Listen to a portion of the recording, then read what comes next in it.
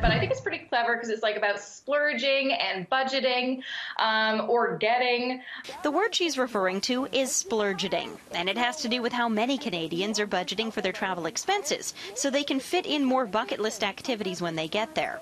Some are taking rather extreme approaches, according to a survey commissioned by Skyscanner.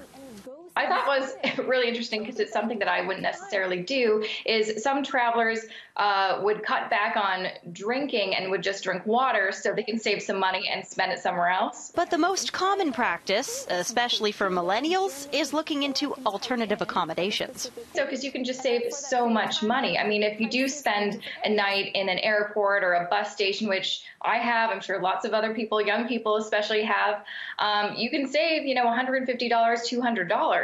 And that could, depending on where you're traveling, be the cost of a flight. Nearly 1 in 5 Canadians surveyed that they've actually camped or slept in a car to save on accommodation costs. 1 in 10 ended up crashing in the airport or a train station.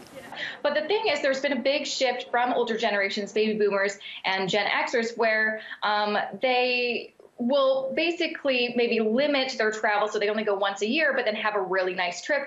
Us millennials, we really like to go on multiple trips, maybe lots of mini trips. We really want to maximize those experiences. So how do you scrimp and save in order to see the world, especially if you're living in one of the most expensive places in Canada, like right here in Vancouver? Obviously, it's not ideal. Like, if I have something on my bucket list, I want it to be an event. I want it to be cool, something I can, indulge in. But just because of the way, I don't make very much money doing what I do right now, it's hard. Yeah, I've known some of my friends to end up sleeping in train stations when they've had to. Yep, that's definitely happened.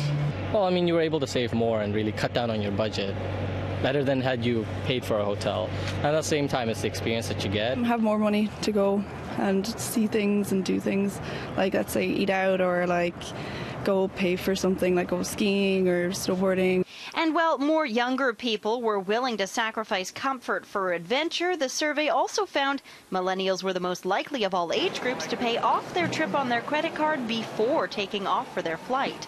In order to do that and still not, be on a crazy frugal budget every single trip, we try to figure out interesting, unique ways so we can still splurge here and there, but maybe travel more often.